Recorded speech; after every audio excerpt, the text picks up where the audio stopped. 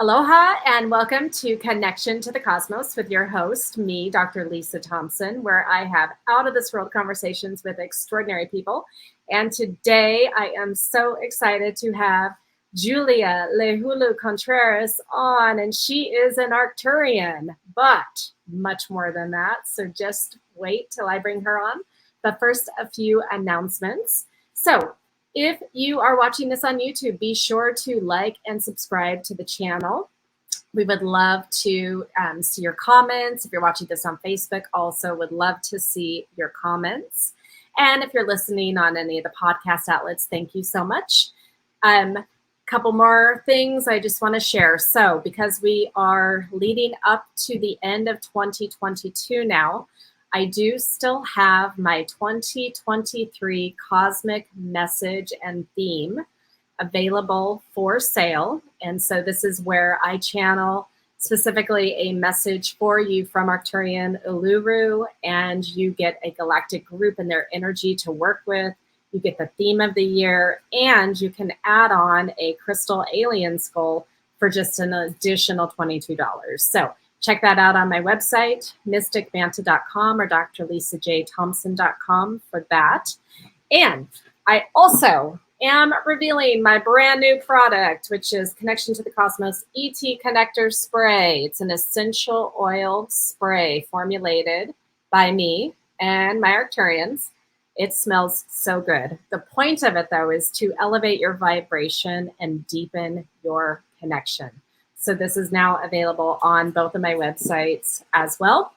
That includes BigIslandUFOtours.com. So if you're coming to the Big Island, definitely book one of the UFO tours. And stay tuned for upcoming classes and retreats coming in 2023.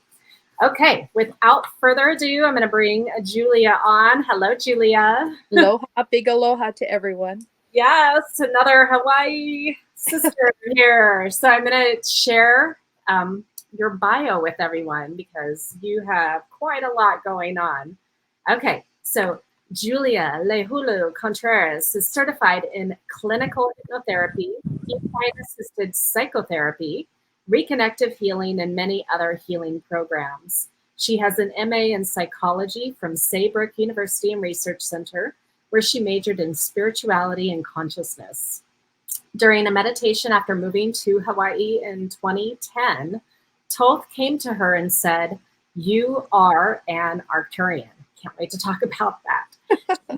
She did not know what that meant at the time. As she evolved into perceiving the Arcturian characteristics, she started channeling them in healings. She astral traveled with them and was shown around. And the most poignant part of her connection with the Arcturians was to realize her calling here on this planet as an awakener, healer, and teacher. The call through her Arcturian lineage grew stronger, and she began to search for the highest knowledge to be able to channel their energy, healing, and guidance. This led her to attend a 6-month, 300-hour training intensive shamanic training. This awoke within her great spirit skill. She continues to take master classes to acquire advanced shamanic techniques, and she is now a trainee to be an assistant teacher in the program she trained with. She has made a vow of service to the Q'ero Shaman lineage, and her practice is lively. She's now working a lot with illuminating people's spiritual path with soul retrievals, destiny, and guidance. Welcome, Julia. Wow. Thank you. And if I mispronounce anything, I apologize. But, so, okay. One of the first things that I always ask all of my guests, because I personally am just super curious about this, is what kind of household did you grow up in? Was it spiritual, religious, something else? Because I want to know like the transition of how you got into this work. Okay, I grew up in a household of trauma. Okay. I don't need to really go into details, but that sometimes enlivens within people a very strong determination and calling, as it did with me. Yeah. It was like you either survive or you go down. My maternal side was British, Stuarts actually, so the lineage of kings and queens. My paternal side was Polish, and what the British would call a commoner. So it was quite a mix, actually, to have my father, who, escaped from a Siberian prison camp on the way to a prison camp, Oh, wow. escaped on a train, right, to marrying my mother, who was raised in this sort of high class British society, let's say. So, yeah, they got together, and I've got three sisters, but one has passed. One had addiction problems, and we worked with her and worked with her, but she's been gone a while now. Both my parents have passed too. So, Okay. yeah, that kind of enlivened within me. Um, it was like one of those things of I'm going to survive it or I'm going to go down. It was pretty intense, the trauma, and so I what grew within me is who I am today. So I'm grateful for it at this point. I can truly say I'm very grateful for my upbringing and everything I went through, because it's led me to where I am. Okay. So can you talk a little more about like that transition of going through this trauma in your childhood, and then like what inspired you to go this direction of like getting a degree in spirituality? Like that's not no most kids don't grow up like, oh, that's what I want to be when I grow up, right? Right. Well, when I was a child, I saw my spirit guides. My Okay. mother used to call them my imaginary friends, but they are the ones that protected me and guided me. And I would go out and play with them all the time, and they would work with me. So those seeds were planted at a very early age. And then, I raised a family, and I was always in this sort of searching. I always wanted to find the truth. That was something really clear within me, because I'd experienced what I knew wasn't the truth. So that put within me a deep quest for the truth. And so as I was raising my kids, I realized there's more for me in this life. So I went back to college and I got my 4-year degree. And Mhm. then that wasn't enough. So I went back. I actually was in a public health program, training to be a hospital administrator with Loma Linda University. And I thought, what am I doing? I was following what I had heard my father say. Don't get a degree in psychology. You can't do anything with it. But you can do something if you get a master's in public health. That was his line of work. So I stopped after a year, and I had quite a few credits by then.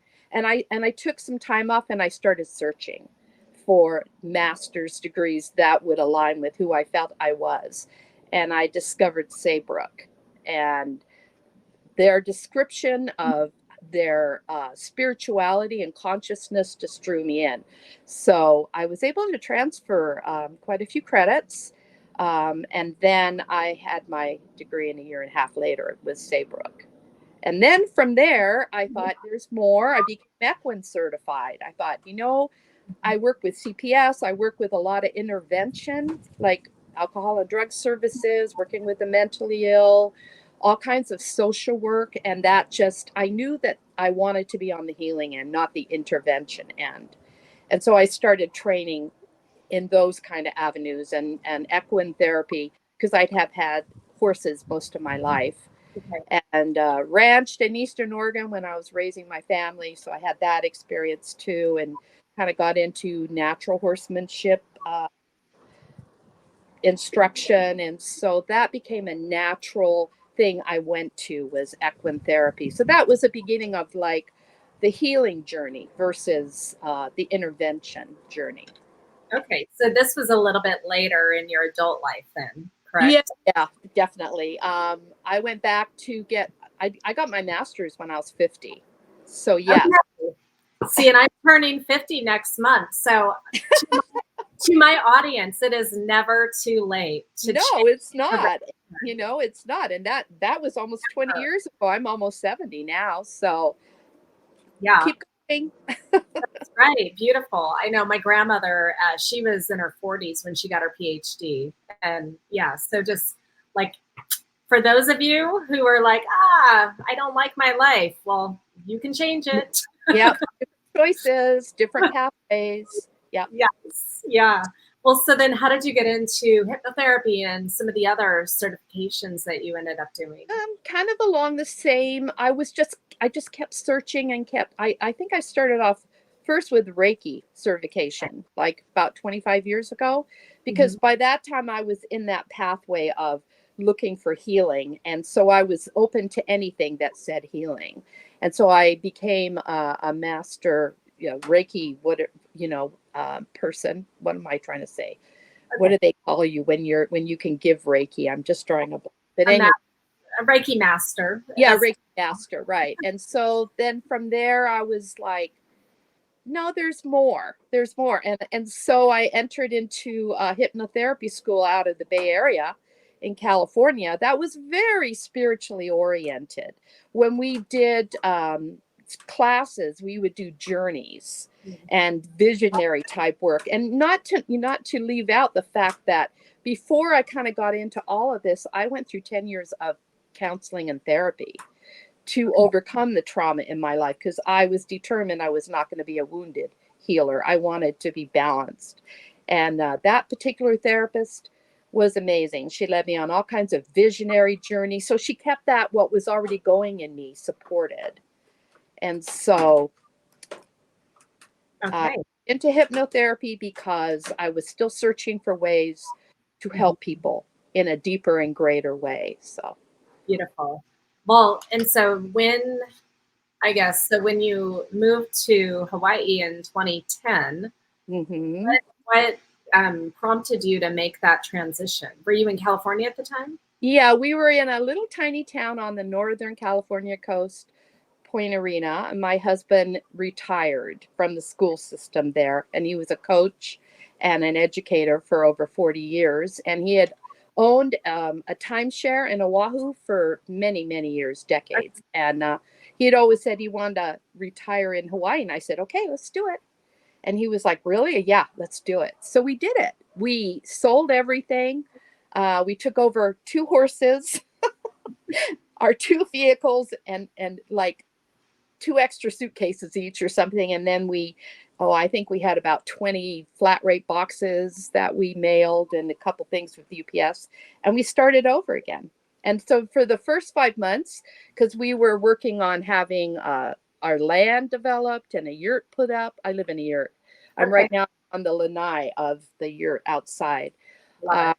So we stayed in vacation rentals for about 5 months until it was ready to move in. And then during that time, I acquired different things that I needed, because you start over, you have nothing. You have no kitchen, you have nothing. So it was a great adventure. Just like you, I shipped 40 boxes. We brought our vehicles, some suitcases, and I bought all new stuff. Yeah, which is fun too, right? It is. Yeah, especially then you can kind of go along with the theme of where you live, and that be your decorated ideas. Yeah. Okay, so then was it right away when you moved here that you were doing that meditation where Thoth came to you? So yes. I want to know that. Like, okay, yeah, so you're in meditation, and then what happens? Right here, right, with my eyes closed, he came right up to me and said, "You're an Arcturian." And this was like 2010. I think by then I'd already been trained as a reconnective healer too. Right after we moved in here, I went to the mainland and got that training, came back, and I've been a meditator for years. And so it was just a natural thing. But then when he came up and he said that to me, I'm like, what's that? What is, I didn't even know what that was. I said, Arcturian? Okay. So then I started like researching. I got a couple of books, and then I started realizing who they were, what an advanced civilization and consciousness they were. Beautiful, high consciousness people that don't even communicate with words, just all consciousness. And I started connecting with them in my meditations. Okay. And that's where my experience really came forth as far as understanding who they were. I mean, you can read books, but that's somebody's idea. Right. And, I could write a book, but that's my idea. But this is like, I had a very personal experience with it. I even felt like I had a brother that was among them. I know his name, and he helped me, kind of integrate into being in that. So I probably meditated for a couple of years with the Arcturians, and I still do sometimes. It's just not every day. Right. Well, so I also met my Arcturians 4 years ago, and I didn't know who they were either, but they came to me. I was on a meditative journey, and they're standing right in front of me, a group of them, but there was one that was a little more to the front, and just incredible love, like this intense Yes. love that I have never felt before on this earth. And their message was, you are one of us, we are one of you, we are family. And now that I have deepened that connection over the last 4 years, now I understand like who I am as an Arcturian, my role, and all of that. So again, I just love how like organic it was. It wasn't that I was searching out like who's my Right. ET race, like who's Right. my family. Right. They just were like, here we are. Yep. Exactly. And then in one of my meditations, I saw how I came to Earth from Arcturus. And I came down into a sarcophagus, into an Egyptian temple. I was a teen. I saw myself. I had long dark hair, and I was received. They were waiting for me, and I was taken to the temple for training for many years. So Right. that's where the Hathor came in. Okay. Yes. I'm curious because your Facebook name is Julia Arcturian Hathor Contreras. Correct. I know people go, what is that? Oh, well, let me tell you. Yeah. Okay. Well, actually, so let's break it down because some people don't know who Thoth is. So first share who that is, and then we'll just work our way through. I don't know Thoth that well, except that he came to me, but he is an Egyptian scribe, and he wrote and channeled many, many, many writings through the tablets of Thoth, if you ever want to explore who he is. But he was a scribe, a very famous scribe in Egypt. And also he's an ascended master now. So that means he overcame death. Yeah. Yes. Okay. And then we've talked about Arcturians on the show before. So most people know, like, at least if they've listened or watched, they have a good idea who the Arcturians are. And, the Arcturians that you were interacting with and still do you know like how high of a density or dimension they're residing in? Because I know that there are different levels that some of these beings come through. So like the 6th dimension Pleiadians versus the 12th dimension Pleiadians. I would say it's the same. There's many different levels, but they start off really high. Yeah. And it's my understanding that they communicate with their mind. They're all healers, but there are certain people that sort of sign up for that, just like there are certain of their race, certain people that sign up to be parents. It's a real honor to have that experience. And so a lot of that has come through my meditation. It's not something that's written about necessarily, but I was taken on one of their their spaceships one time, and I can't say I saw great detail. I just saw crystalline technology everywhere. It was amazing. And then for a while, when the a volcano was active over here, Pu'u'o'o, I would see a lot of spaceships kind of hovering over it, like they were getting energy from it. It was easy to see that they were spaceships by their movements. And, Yeah. Yeah. Okay. Well, and that's interesting that you say there are different roles because, my role as an Arcturian is as a healer. I am definitely not a parent. I am a parent here on Earth. Right. And I think I wanted that experience, although now I'm like, yes, it can take you many different roads. It's really hard. Roads sometimes. It's really hard to be a parent. Yes, it is. I agree. Oh. It's quite a responsibility. Yeah. Yes. Okay. So we've got this whole Arcturian thing, and then your relationship with Hathor in Egypt. So share more about that and that experience. Well, I was taken to the temple, and I was in training to be a high priestess. So I learned all of the truths and worked with the gods and the goddesses within the temple.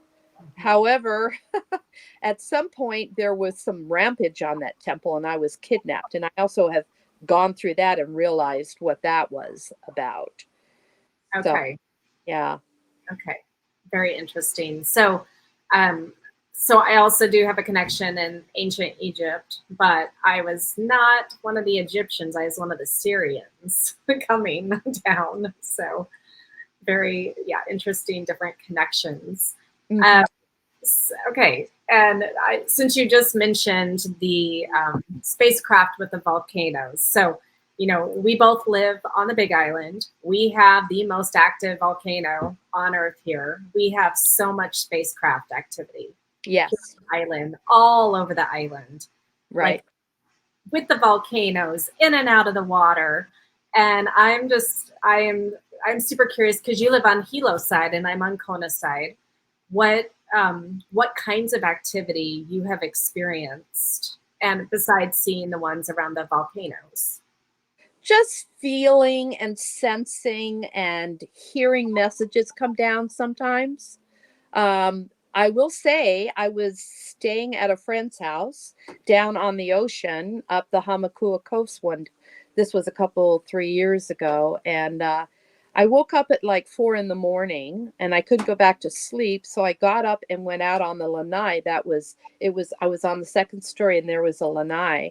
And I looked out towards the ocean and I saw, like at 4 in the morning, I saw this huge, well, I realized it was a craft later, but at first I thought, what am I seeing? I saw all these lights and these different divisions, square divisions. And I thought, what is that?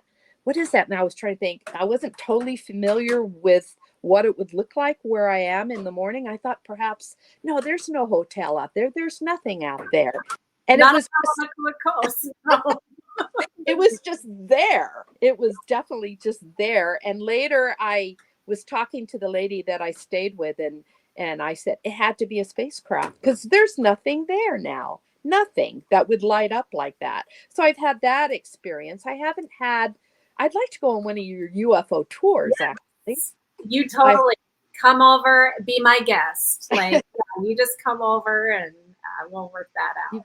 Great. That sounds great because I follow Stephen Greer and I know that he's done he has some groups here and it's just a matter of time. A lot of times with me, I'm super busy right now with school and my practice and teaching, and it's just a lot, but I do take days off and I would love to do that. Yes. Well, and I'm a big fan of Stephen Greer. I love his work, and there are so many. My experience with doing the CE5 kind of work is there's so many different ways that it can be done, and so we when I do it, when I lead it, it's my own like calling in because I have that connection, right? Just like you do. Right.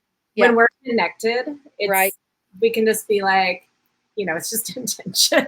But I do have a whole meditative journey that I lead people through, and it's a really beautiful spiritual experience. I imagine. I will say too that I've swum with the dolphins a lot on the other side. And I would put out my hands. I wouldn't chase them. I would just put out my hands and they would come to me. I know they sensed in me the extraterrestrial energy that they're so familiar with. They are, well, because they are from that energy themselves. Right. Yeah. Exactly. Yeah. Yes. Well, and it's, I don't know how you feel about the new and we're going totally off tangent, but it's okay because we're talking about island stuff and people want to come by and experience the UFOs and the dolphins. But when they did the boat ban of being able to swim with the dolphins, I mean, I know there were probably a couple of rogue boats that were not doing it well, but the rest of the boats, in my experience, were very, very much honoring the dolphins in their space. And they are intelligent animals. They know if they want to come in or swim away, right? Right. And that's a little different than like swimming with them from Honaunau off the shore. And I did see a lot of abuse there. I saw buses of tourists coming and chasing them. And they were in their sleep cycle there. And so you wait for them to come to you. You always do that anyway. They are super tuned in and they will come to you. So I did understand when that happened because I had experienced that. I would get I would drive from this side to that side, and I'd get there by 7 just to avoid the tourist bus, because once they arrived, sometimes it was not a good thing going on there. So Okay. I do understand from the shore anyway. Now, being out in the ocean, I know what you're saying. I've been on a few of those too. Okay. So good to know, Yeah. Okay. So now so you're working with the Arcturians, and they are giving that you're getting healing information, and they're really sharing with you like, okay, you're here as Earth human. This is what you're here to do. And so tell me more about that. Well, I started, as I became certified in different healings like Reconnective Healing, I realized I already knew that. When I went and got certified, I said, oh, that's what I've been doing all this time. I was channeling Yeah. cosmic healing energies, and so reconnective healing tunes into that, because there's a thing called the reconnection where you realign your meridians with the meridians of the universe. So it's very much part of the cosmos. So I realized I was channeling Arcturian healing specifically too, in certain instances with certain people that needed certain things. Mm-hmm. And I still do that. Even though I do shamanic work, I usually now end with energy work, because I feel like it seals it in a very profound way, and people feel it. They always comment on it. Okay. Well, the healing that I started doing recently, it just started, like, I didn't learn it from somewhere. Yes, my regression work I did learn, but I've modified it into, every client's different. But now that there's this beautiful healing that comes through me and through my hands and energetically, right? Vibration, very strong, kind of, yeah. And even sound frequency that I've incorporated into that, and just because I'm called to it, it's not like, oh, now I'm gonna go, I have to do it this way by some person, because it is actually being channeled. Right. And so for people who are in the healing, like, allow yourself to just, I think, go with the flow and really channel whatever energy wants to come through you, obviously, as long as it's from a higher dimensional or source. Absolutely. Highest and greatest use of powers. Right. So before we get into the shamanic work that you do, besides the Arcturians, have you had any experiences with any of the other ET races out there? Syrians, Palladians. I did work with a client that was Palladian. This was doing shamanic work, and I channeled to them messages, because they were in that place where they could receive that. I don't do that unless I'm called to in that way. So, and I have studied the Palladians a little bit. I feel like I am part Palladian also. Yeah, we all are. We just have a certain, percentage of higher, and that would be Arcturian in me, but definitely Palladian too. And I feel like Syrian too. Yeah. Well, there's such a strong connection with the Hawaiian Islands, with the Pleiades, and all the Pacific Rim countries. Yes. Yes. Yeah. And what I understand, the shamans and the Native Americans are very connected to the Pleiadians. Yes. Yeah, beautiful. Well, and we have Andrea on, who knows you. She's like, Julia is an amazing star soul. And then she says that she's had UFO experience with the Greys. So I'm curious, which of the Greys, Andrea, and then what's your perception of that experience? But then she says she's Syrian. So, and we all have all of this different combination, but, similar to you, my strongest connection is with that Arcturian lineage, but I know that I'm all of it. Right. Yeah. And the more that I do the work with them, the others are coming in to be like, hey, here we are. Here, let's work together in this way. Exactly. Yeah.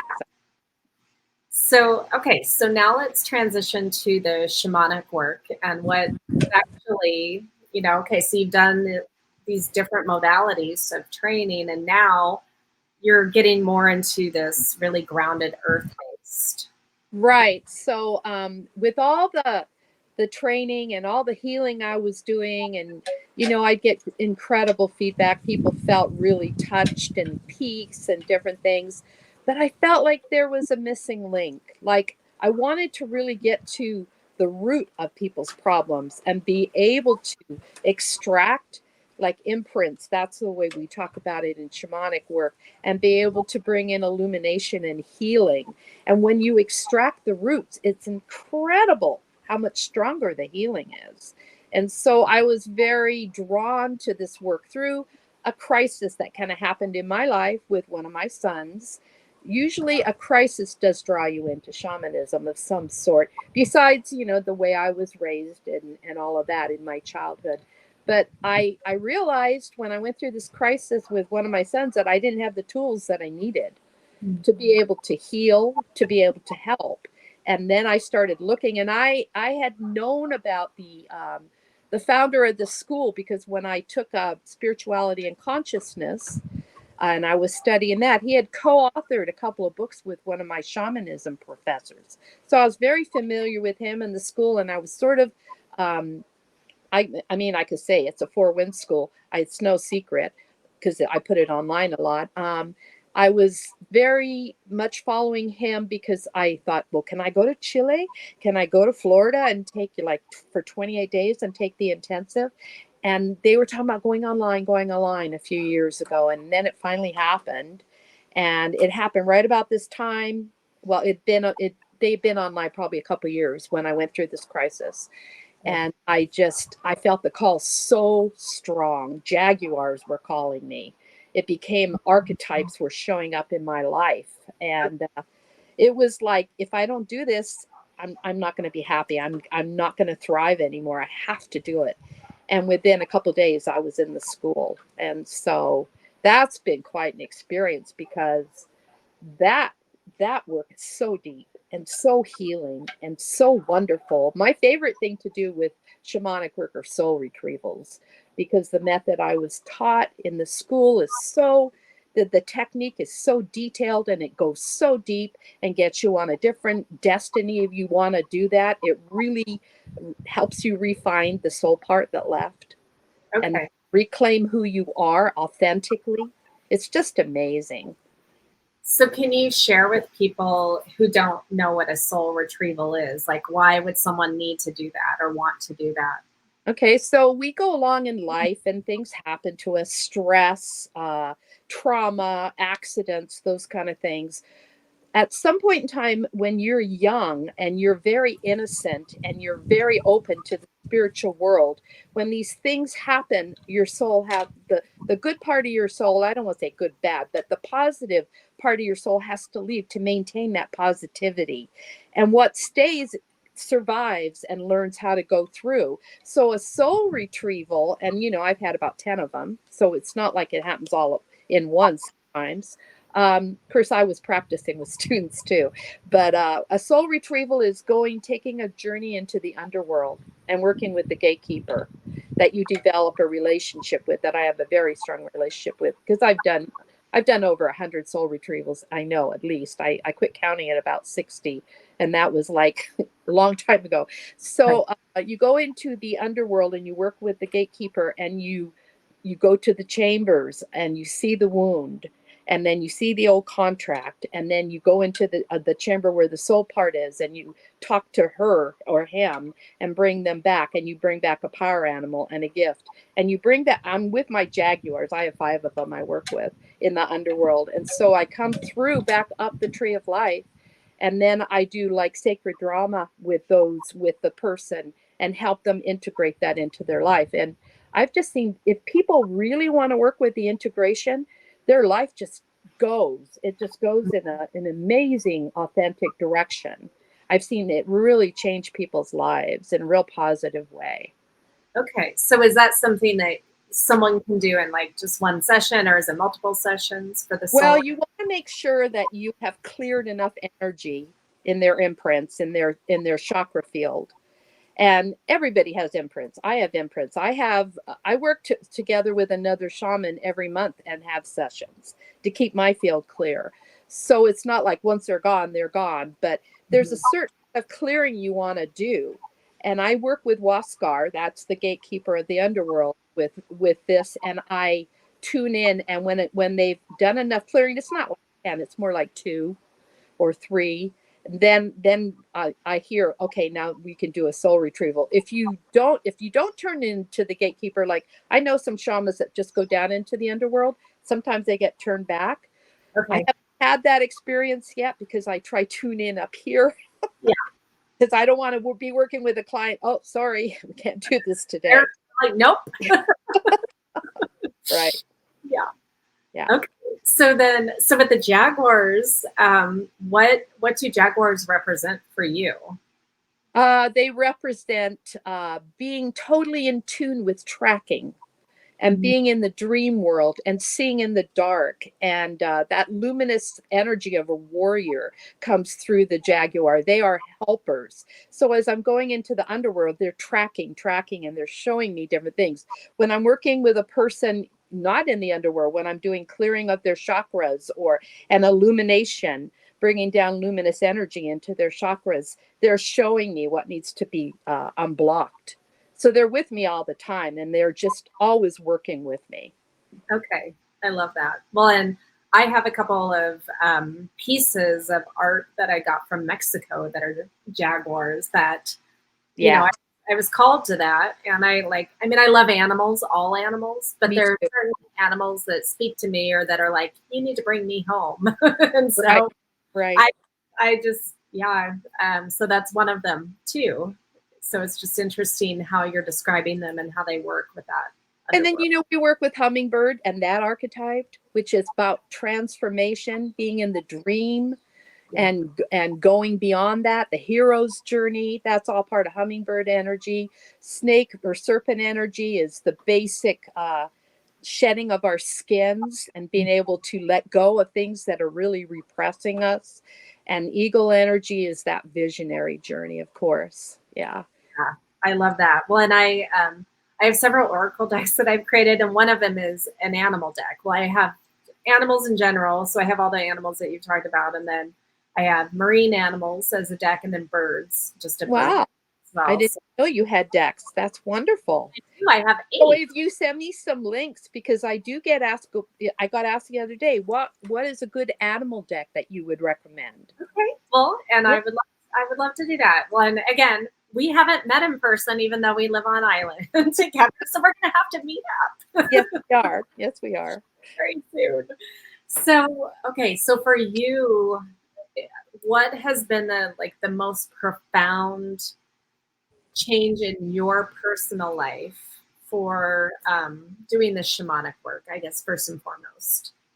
Because you mentioned your son and there was some crisis, but it's just, so we go through, as we train, we go through so much transformation, and that has to happen. We have to clear our own fields. We have to be accountable to what we serve, the Q'ero Shamans, and we have to do certain practices, or you don't have to if you don't want to, but I do certain practices every day that keep my field clear and work with it, and then working with other shamans. So the most profound change has been what people have come up to me and said, wow, you're glowing, or I could see light all around you. There's a happiness, there's a light that's emanating from deep within. You've really changed. But it was through moving through the school and doing all these practices that I love to keep up every day. If I don't, I feel it. You can kind of fall back into the old ways or whatever, because they're still there. It's not like not human. They show up and I'm like, okay, so time to deal with that now. Yeah. I know. I'm ready to okay, can we be done with the human? Layer after layer. When you think you're done and you go through these transformative, because the light body school puts you through incredible transformative processes that go really deep, and you think, okay, that's got to be it. Then something else shows up. So, okay. So, and then when meeting your Arcturians, then what has been the most profound thing that's come out of that? Just an understanding of that we are not, we're not alone. I know that there are negative ETs too, but just that just their presence of light and ability to help and inhabit me and be with me. And I feel very helped by them. I felt like when they came to me, it was a time of transition and change. And you know what that can be like. Even if you're in Hawaii, Pele will test you for a couple of years, say, are you serious about being here? We'll see. You know, I see a lot of people leave before 2 years. Oh And, yeah, it's funny. I mean, it's funny, not funny, because yeah, there's that true, saying, happens. island brings you in or she spits you out. Yeah, she does. Yes, she does. And part of the bringing you in is the transition. And I felt so helped by their presence. And so I felt their light around me a lot, especially when, especially when I started channeling their healing energies. Yeah. It's sort of mind blowing. Mm-hmm. Yeah. Yeah, I totally agree. So, okay, because you brought this up, and normally I don't really I don't like necessarily talking about the negative in quotes ETs, but I do, like on my tours, there are people, well, what about these? They're bad, aren't they? And so then it's an education moment. And so I would love for you to share your perspective on that, and then I'll see, and then I mean, obviously everyone has their own perspective on what they are. Yeah, I guess my perspective is I don't give that too much attention. Mm-hmm. I focus my energies on the light. I do, as part of shamanism, I do release people from entities, but it's done in a way that is full of light. And then when they're released, I take them to the ancestors for healing. I don't cast them out into the outer darkness like exorcism or something like that. So I have a real clear understanding of drawing light to myself. I'm very aware there are other races just because I watch Gaia TV and certain programs on there, and there are experts that come on that have, been in the Air Force for, and retired and now released from their non-disclosure statement or whatever, and really share the truth of what they've seen and what they've encountered. And so I'm aware. I'm aware that they're there, but my perspective is I keep my focus on the light. It's really, that's what I want to manifest. That's what I want to help people with. Okay. And so, yeah, so I watch a lot of Gaia as well.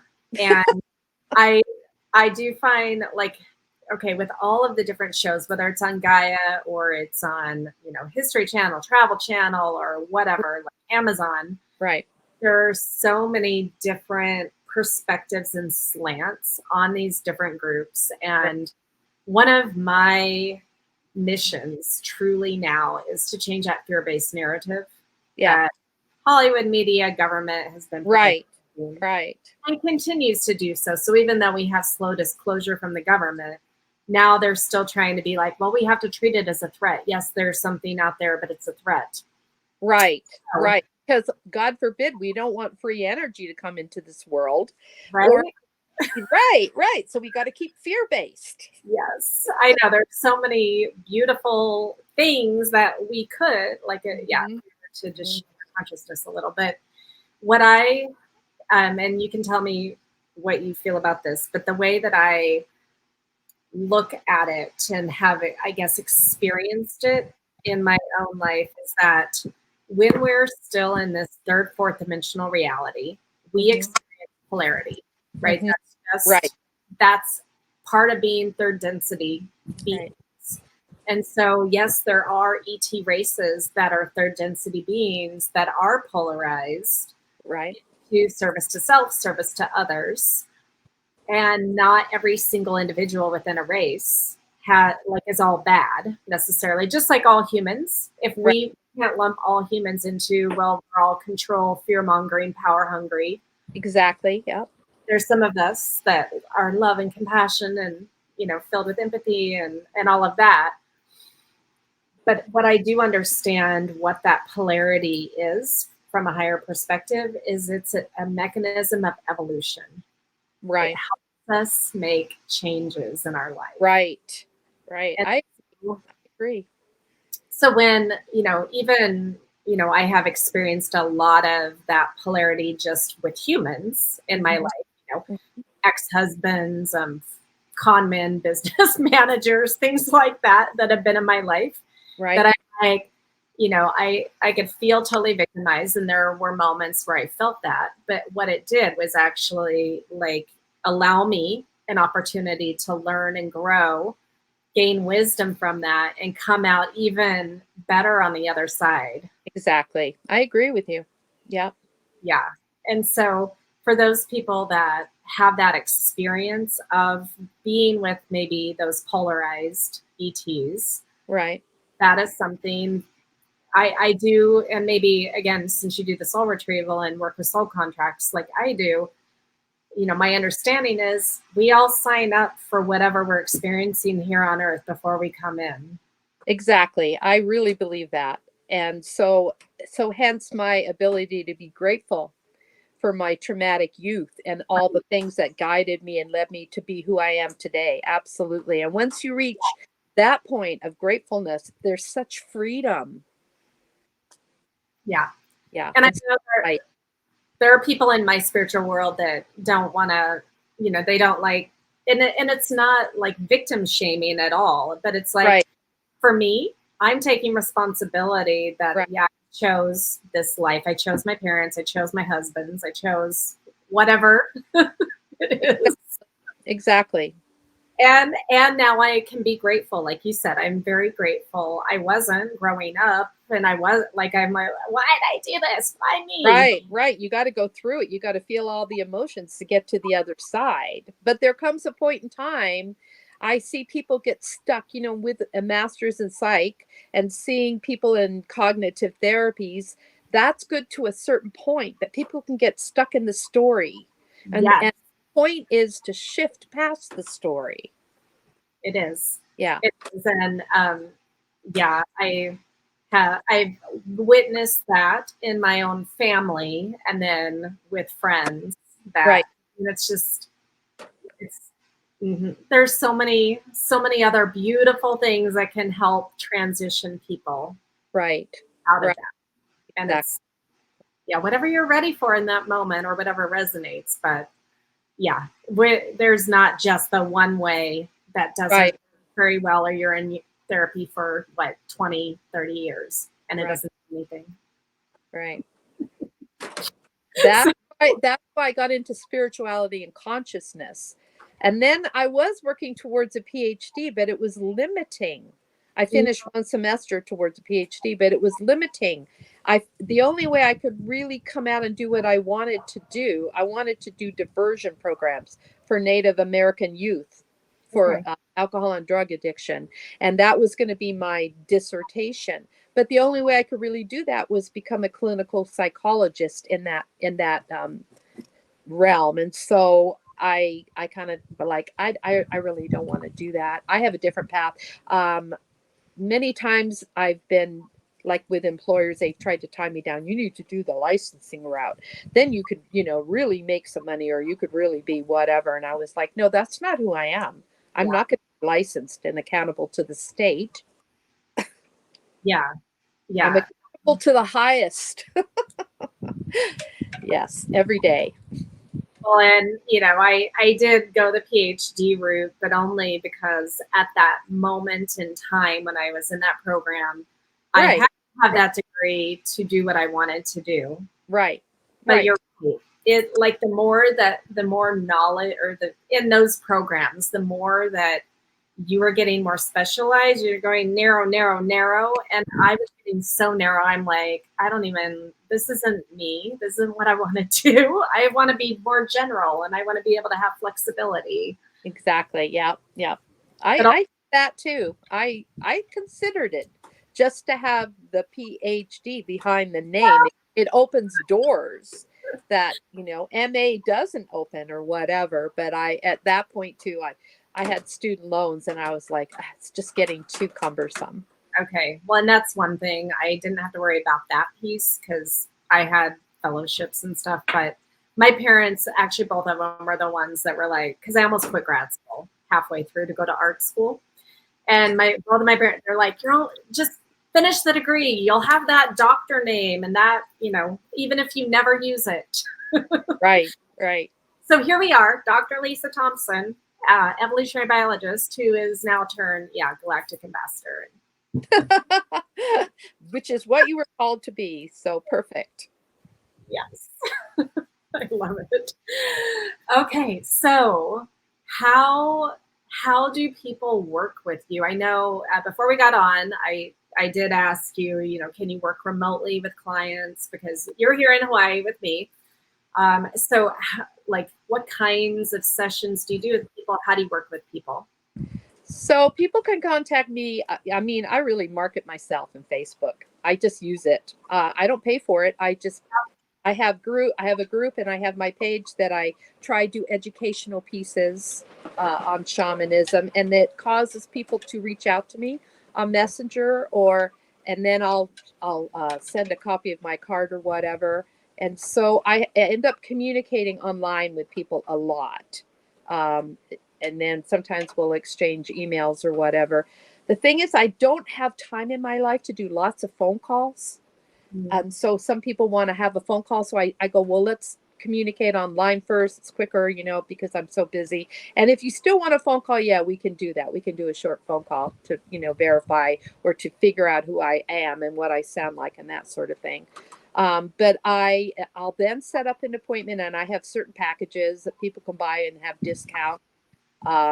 Some packages of 3, 4, 6, and 10, actually, depending on what they want to do. And then we do a short interview. I do it through Zoom, usually, if they're on the island. And I do have some in-person clients that live on this side, and they all come down. I have what I call my shaman's cave downstairs, and I do sessions in there. So I do work with some in-person clients, but most of mine, and I do work with people all over the world. Zoom. Yay, Zoom. Yay, Zoom, right? Yay, a fiber connection. I didn't used to have one here, and so that made a huge difference. Okay, and how can people find? So tell people your website, what you're under on Facebook. I'm under Julia Arcturian Contreras on Facebook, and I have a shaman's group that I'll invite you to if you friend me. And my website is regenerationhealing.com. I will say, though, I haven't updated it for some time. It's just, and that's something that's on my list when, maybe when I'm not in so many classes or whatever, I'll take the time to do that. And then regenerationhealing@gmail.com. Okay, and so our audience, let's say, people are listening, like, what types of things might be going on in someone's life that they're like, oh my, I need to see Julia. I need to have a session. Feeling stuck is usually a major theme of people coming to me, not feeling like they can go forward because of something they feel is stuck, or making the same decisions over and over again, getting stuck in that repetitive bad decision making. Some people do come to me with physical things, but I explain to them what I do. I don't treat like doctors do. I don't treat symptoms. What I do is I go and look in the energy field. And if there is an imprint that's associated with that physical condition and it's removed, it very often is manifested in healing for them. But that's not my focus. My focus is clearing their energy field.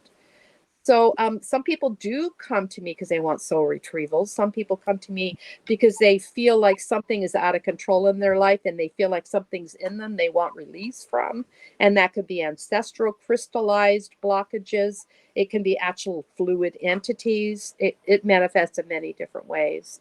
But usually people feeling kind of stuck, like something's not quite right on for them. They're not quite within the divinity and the center of their pathway, and they kind of keep falling back. That's usually the main thing that people come to. They really want exponential growth, because that's what it does. It's pretty amazing. It's not pat on the shoulder, okay, you're going to be okay. It's like, we remove imprints, now we're going forward. You ready for this? Okay. Yeah. Are there any just really quick tips before we end of how people can keep out entities from entering them? Well, there are certain things that I add to their field. I also, know how to do the Muna key rights, so I can give them certain healers' rights, bands of power to protect them. I do that a lot with clients, and it's just amazing. People say, "Wow, what a huge difference!" So, if there's something in their field, it needs to be removed. Yeah. People usually know. It's not like I go fishing for it. People usually know, though. Sometimes I will track, and I'll see something. I'll ask them if I can track their field, and I will see something, and I'll say to them, I see this here. Do you want me to work with that? It's really up to them.